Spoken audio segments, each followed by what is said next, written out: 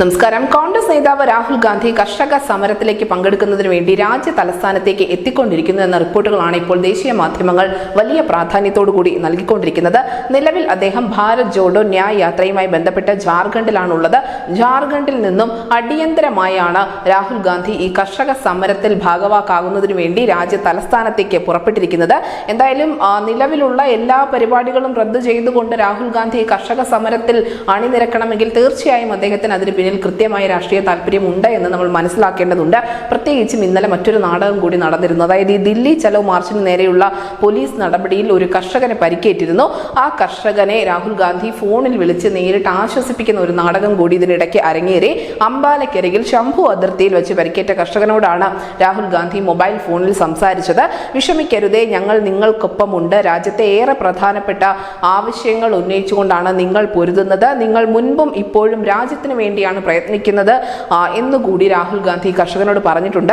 പഞ്ചാബിലെ കോൺഗ്രസിന്റെ അധ്യക്ഷനായ അമരീന്ദർ സിംഗ് നേരിട്ട് ആശുപത്രിയിൽ എത്തി കർഷകനുമായി സംസാരിച്ചിരുന്നു. ഈ അമരീന്ദർ സിംഗ് മുഖേനയാണ് രാഹുൽ ഗാന്ധി നേരിട്ട് കർഷകനോട് സംസാരിക്കുന്നത്. എന്തായാലും 2020-21 രാജ്യം കണ്ട കർഷക സമരത്തിൽ പിന്നിൽ നിന്ന് പ്രവർത്തിച്ച ഓരോരുത്തരായി മുൻപന്തിയിലേക്ക് വന്നുകൊണ്ടിരിക്കുന്നു. പ്രത്യേകിച്ചും ലോക്സഭാ തെരഞ്ഞെടുപ്പ് എടുത്തിരിക്കുന്ന സാഹചര്യത്തിൽ കർഷകർക്കൊപ്പം നിൽക്കുക എന്നുള്ളത് രാജ്യത്തെ പ്രതിപക്ഷ പാർട്ടികൾ ചെയ്യുന്നത്, അല്ലെങ്കിൽ അത് അവരുടെ ഒരു മൂല്യബോധത്തിൽ നിന്നുണ്ടാകുന്ന തീരുമാനമൊന്നുമല്ല, മറിച്ച് വോട്ട് ബാങ്ക് ലക്ഷ്യം വെച്ചുള്ള വെറും പ്രഹസനമാണ് എന്ന് എല്ലാവർക്കും മനസ്സിലാകും.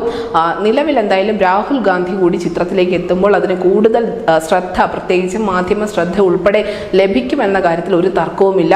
ഇതിനോടകം ഹരിയാന, ദില്ലി, അതോടൊപ്പം പഞ്ചാബ് പോലീസുകളെല്ലാം തന്നെ വലിയ രീതിയിലുള്ള മുന്നൊരുക്കങ്ങൾ അവിടെ നടത്തുന്നുണ്ട്. അതിർത്തിയിലും മറ്റും കൃത്യമായ സുരക്ഷ വരുത്തുന്നുണ്ട്. ചെങ്കോട്ടയിലാവട്ടെ കഴിഞ്ഞ തവണ ഉണ്ടായതുപോലെയുള്ള അനിഷ്ട സംഭവങ്ങൾ ഉണ്ടാകാതിരിക്കുന്നതിന് വേണ്ടി സന്ദർശകർക്ക് പോലും വിലക്ക് ഏർപ്പെടുത്തിയിട്ടുമുണ്ട്. ഈ ചിത്രത്തിലേക്കാണ്, സമാധാനപരമായി നീങ്ങിക്കൊണ്ടിരിക്കുന്ന ഒരു സമരത്തിനിടയിലേക്കാണ് രാഹുൽ ഗാന്ധി ഇപ്പോൾ വന്നു കയറാൻ പോകുന്നത്. എന്തായാലും ഇതിന് ശേഷം എന്ത് സംഭവിക്കുമെന്നുള്ളത് കാത്തിരുന്ന് കാണേണ്ടി വരും. നമുക്കറിയാം, ഗുസ്തി താരങ്ങളുടെ സമരത്തിൽ ഉൾപ്പെടെ കോൺഗ്രസ് പിന്നിൽ നിന്ന് കളിച്ചിട്ടുണ്ടായിരുന്നു. അതൊക്കെ പിന്നീട് വെളിവാവുകയും ചെയ്തു. ഈ ഗുസ്തി താരങ്ങളുടെ പ്രതിഷേധങ്ങളിൽ ഇടപെട്ടതുകൊണ്ടൊന്നും കോൺഗ്രസിന് വലിയ മൈലേജ് ലഭിച്ചില്ല എന്ന് മാത്രമല്ല, പിന്നീട് ഈ വിഷയങ്ങളൊക്കെ തന്നെയും മുങ്ങിപ്പോവുകയും ചെയ്തിരുന്നു.